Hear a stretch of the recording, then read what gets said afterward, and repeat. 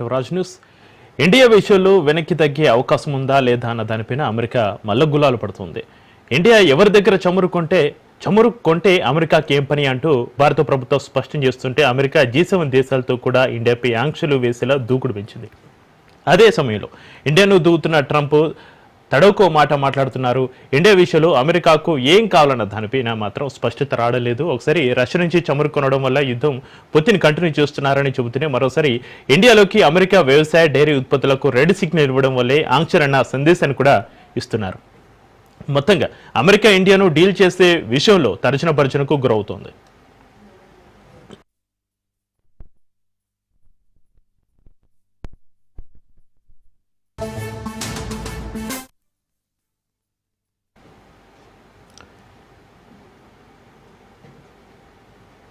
ఇదే అంశంపైన చర్చిద్దాం. మనకు అందుబాటులో ఉన్నారు ప్రముఖ రాజకీయ విశ్లేషకులు బండారు రామ్మోహన్ గారు. రామ్మోహన్ గారు నమస్కారం అండి. రామ్మోహన్ గారు వినిపిస్తుంది? నమస్కారం. సరే, ఇప్పుడు ఇండియా విషయంలో వెనక్కి తగ్గే అవకాశం ఉందా అమెరికా? తగ్గక తప్పదు, ఎందుకంటే అనుభవానికి వస్తే తత్వం బోధపడుతుంది అనే దానికి మంచి ఉదాహరణ ట్రంప్ చాలా చంచలత్వం గలవాడు మొదటి నుంచి కూడా.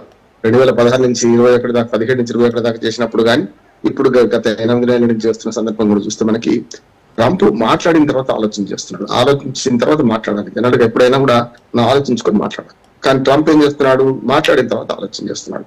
ఒక్కోసారి తాను ఎక్కిన కొమ్మని నడుపుకుంటున్నాడు. మొదటి నుంచి చెప్తున్నాడు చక్రి, మనకు వాళ్ళు చేస్తున్న పని ఏంటంటే తాను ఎక్కిన కొమ్మని నడుపుకుంటున్నాడు. మంచి వ్యాపార భాగస్వామ్యం అమెరికాకు 2 రకాలుగా. ఒకటి మనకు ఐటీ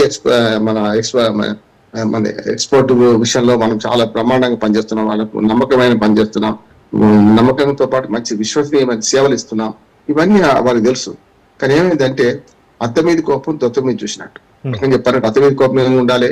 రష్యా ఉక్రెయిన్ యుద్ధం ఆపాలి కదా. అంటే దానికి వారు చమురు అమ్ముకుంటుంటే ఆ చమురు మనం కొంటున్నాం మన దేశం మీద. అంటే అత్త మీద కోపం దొత్త మీద చూపెట్టినట్టు కదా కోపం వాళ్ళ మీద. మనమేమో భారతీయులు మిత్రుడు అంటాడు, పాకిస్తాన్ భారతీయులు సమానమైన బలాలు అంటాడు. చాలా గమనిగా మాట్లాడతారు. దానికి ఇప్పుడు వారి మీద కోపం మన నుంచి పెడుతున్నారు. ఏమిటంటే అక్కడి నుంచి ఆయుధాలు కొనుక్కుంటున్నారు. ఆయుధాలు ఇప్పటి నుంచి కొట్టలేం కదా.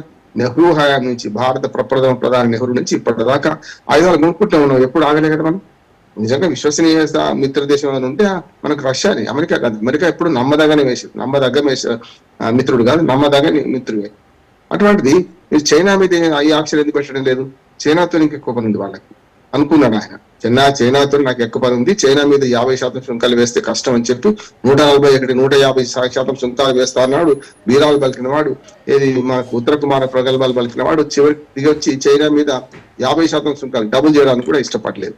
కానీ మన మీద మంది 25 నుంచి 50 దాకా ప్రతీకార సుంకాలు. ఎప్పుడు నేను ఎకనామిక్ స్టూడెంట్ చెప్తున్నాను శంకరి, ఎప్పుడు కూడా సుంకాలు ఏవైనా సరే, ఏ పనుడైనా మీ ఇంటికి మా ఇల్లు ఎంత దూరం, మా ఇంటికి మీ ఇల్లు ఎంత దూరం అని పరస్పరం సంప్రదింపుల ద్వారా జరుగుతాయి.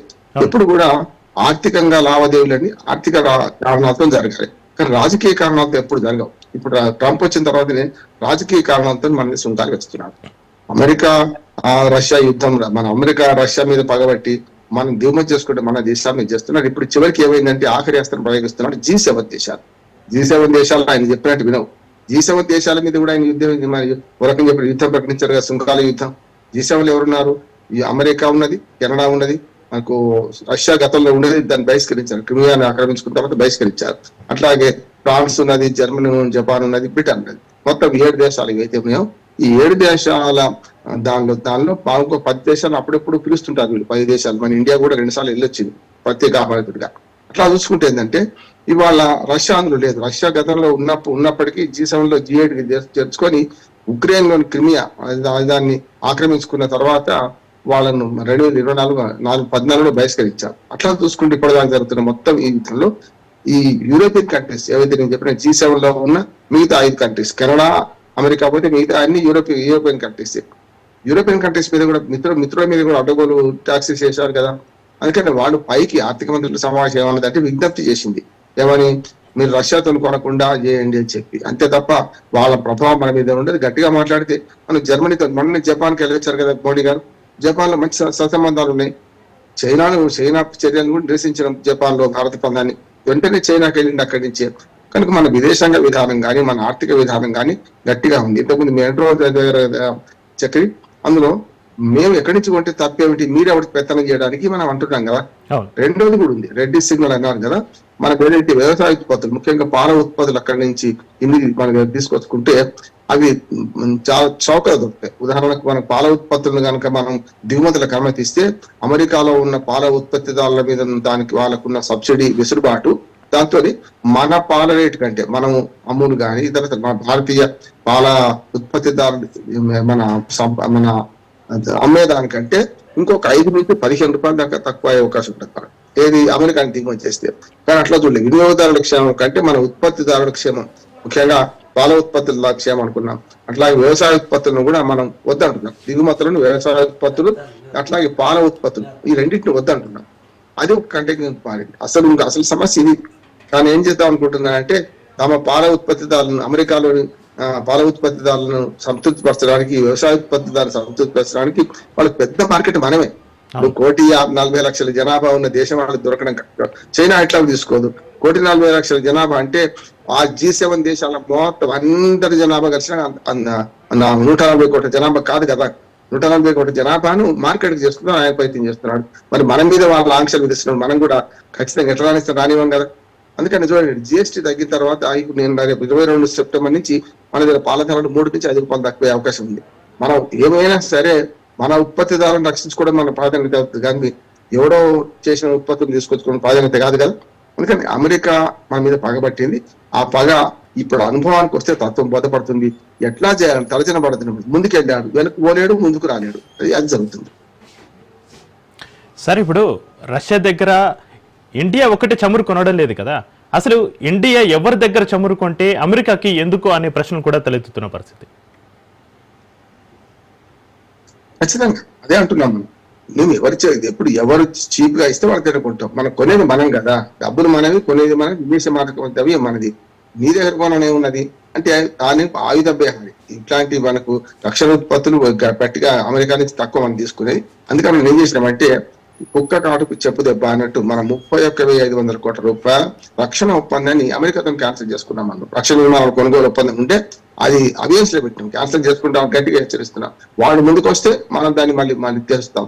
లేదంటే 31,500 కోట్ల అంటే అమెరికా ఆర్థిక వ్యవస్థకు తక్కువేం కాదు కదా వాళ్ళకు. అందుకని వాళ్ళు చెప్పిన దానికి మనం గట్టిగా జవాబు ఇస్తున్నాం.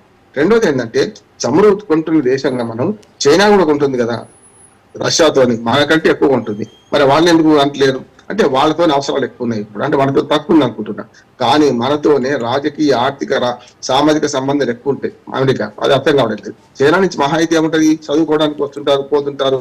కానీ అమెరికా ఉత్పత్తులు చైనా ఉత్పత్తులు అమెరికాలో అమ్ముకుంటున్నారు కాదంటలేదు. కానీ అది ఆ లెక్కన చూసుకుంటే మనతోనున్న బంధం పెద్దది వాళ్ళకంటే అమెరికా దాన్ని. కానీ ఇప్పుడు దానికి ఏం చేసినాం మనం, RIC రష్యా, ఇండియా, చైనా బంధాన్ని పటిష్టం చేసినాం. దానికి ముఖ్య పాత్రధారిగా రష్యా వ్యవహరించింది. చైనా కూడా చాలా వరకు దిగొచ్చింది. ఇవాళ మన సరిహద్దులు, చైనా ఇండియా సరిహద్దులలో 62 యుద్ధం తర్వాత, మొన్న గల్వామా యుద్ధం తర్వాత మనము చాలా వరకు సరిహద్దులో ఎవరి సరిహద్దులో వాళ్ళు గస్తీ అనవసరంగా వద్దనుకున్నాం. అట్లాగే మానస సరోవర్ యాత్ర తెరిచాం. ఇండియాకు చైనాకు మధ్య 3 ప్రధానమైన వ్యాపార మార్గాలు తెలుసుకున్నాం, చూసాం కదా. ఉత్తరాఖండ్ నుంచి ఒకటి, ఉత్తరప్రదేశ్ నుంచి ఒకటి, అట్లాగే సిక్కిం నుంచి చాలా పెద్దది తెలుసుకున్నాం వ్యాపార మార్గాలు కూడా. ఇవాళ బ్రహ్మాండంగా వెళ్ళి వస్తున్నాం. ఇప్పుడు అతి త్వరలో సింగిల్ విమానంతో మనం అంటే ఇక్కడ ఇండియాలో ఎక్కి చైనాలో దిగడానికి కూడా విమానాల పునరుద్ధరణ కూడా జరుపుతున్నాం. ఇప్పుడైతే వేరే దేశానికి వెళ్ళి అక్కడి నుంచి వెళ్ళాలి. ఇవన్నీ మనం చేసుకుంటున్న కారణం ఏంటంటే నువ్వు మాకు ఎంత దూరం అవుతావు, మేము చైనా కథ దగ్గర అవుతాం. ఇంకొక మాట కూడా ఎప్పుడు చెప్తుంటారు, చైనా మనకు నమ్మదగ్గ శత్రువే కావచ్చు. పాకిస్తాన్కి అండగా ఉండొచ్చు, పాకిస్తాన్కి అండగా ఉన్న యుద్ధం మనం డైరెక్ట్ గా ఎప్పుడు చేయలే. మీరు 62 యుద్ధం తర్వాత చైనా గల్వామా దాడులు పక్కన పెడితే చైనా మొదటి నుంచి కూడా పాకిస్తాన్ తో యుద్ధం 65లో పాకిస్తాన్ సప్లై చేసిన ఆయుధాలు, కానీ మనం డైరెక్ట్ యుద్ధం చేయలే. 71లో డైరెక్ట్ యుద్ధం చేయలే. మొన్నటి మనం కార్గిల్ యుద్ధం ఆ తర్వాత కూడా మొన్నటికి మన ఆపరేషన్ సింధూర్ విషయంలో ఆయుధాలు సప్లై చేసింది. అవి చైనా బాంబులాగా, చైనా పట్టాపాసులు లాగా పేలిపోయింది, చూసినాం కదా మనం. కానీ రష్యా మొదటి నుంచి మన నమ్మదగ్గ మిత్ర దేశం. మన S-4 అనేది చూశారు కదా, 300 డిగ్రీల రౌండ్ అప్ చేసి ఇవాళ పాకిస్తాన్ విమానాలు కూల్చిపడేసారు. మనవి కూడా విమానాలు పోతాయి. యుద్ధంలో ఇటుపక్క నష్టం ఉంటుంది కాదని కాదు. ఇప్పుడు మళ్ళీ యుద్ధం చేసుకుంటే ఇద్దరు పడిపోయిన సందర్భాలు ఉంటాయి, కానీ మనం పడిపోలేదు. 4 దెబ్బలు తాకుతాయి మనకు కూడా. అది దాన్ని పెద్దగా చేసిండు అమెరికా అధ్యక్షుడు. ఏది 5 విమానాలు పడిపోయినాయి, అవి అమెరికాయో ఇండియాయో నాకు తెలియదు అన్నాడు కావాలండి. చూసిండు కదా, ఇండియా అవును 5 విమానాలు పోయినాయి, నష్టం ఉందాం అంటే రష్యా మీద కక్షతోని మన మీద కక్ష తీసుకునే ప్రయత్నంలో ఇంకొక మాట చెప్తాను నేను. రష్యాతోని మనం చమురు దిగుమతి చేస్తాం, మన దేశంలో వాడుతున్నాం రిఫైన్డ్ ఆయిల్, అది మనకి ముడి చమురు తెచ్చుకుంటున్నాం, మనం వాడుకుంటున్నాం, మన అవసరానికి మనం వాడుకుంటున్నాం. అది చైనా అట్లా కాదు, రిఫైన్ చేసి చాలా దేశాలకు ఎగుమతి చేస్తుంది, లాభాలు సంపాదించుకుంటుంది. అటువంటి చైనా మీద తనకి ఏం దేశం లేదట, దేశం ఉన్నది కానీ నెగ్గలేడు, చైనాతో నెగ్గలేడు ఆర్థిక పోరాటంలో. మనతో నెగ్గుదాం అనుకున్నారు, కానీ ఏమైందంటే ఇవాళ చివరికి అనుభవానికి వచ్చి ఎట్లా దీన్ని రిపేర్ చేసుకోవాలి, సంబంధాలను ఎట్లా పునరుద్ధరించుకోవాలి అనే దాని మీద మలగులాలు పడుతున్నాడు.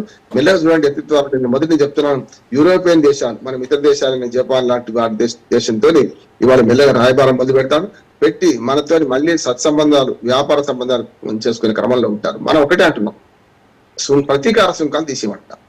ఇప్పుడు మనకు 50%, 20%, 25% వాళ్ళు వేస్తున్న అసలు సుంకాలు మనకంటే తక్కువ, 29% ఎక్కువ ఉన్న దాన్ని 19% తగ్గించారు కదా మన పాకిస్తాన్కే. చుట్టుపక్కల మయన్మార్ ఒక్కడు తప్ప, మయన్మార్ మీద తప్ప మిగతా అన్ని దేశాలలో కంటే మన దేశం మీద ఎక్కువ సుంకాలు వేశారు మనోడు దక్క. ఇప్పుడు మయన్మార్ 41 ఉంటే మనం 50% చేశారు మన మీద సుంకాల పెంపు. అంటే అర్థమైంది, మయన్మార్ దాటిపోయి మన మీద చేసిండ్రు. కనుక అమెరికా వ్యూహాలకు ప్రతి వ్యూహాలు అనడంలో మనం కట్టి ధీటైన జవాబు ఇవ్వడంలో మన ప్రభుత్వం, భారత ప్రభుత్వం, రక్షణ, విదేశాంగ, మళ్ళీ అట్లాగే భారత ప్రభుత్వం అందరూ కూడా కలిసికట్టుగా ఒకే మాట మీద నిలబడ్డా మనం వాళ్ళు ధీటైన జవాబు ఇస్తున్నాం. దాన్ని బిత్తర పడుతున్నాడు ట్రంప్.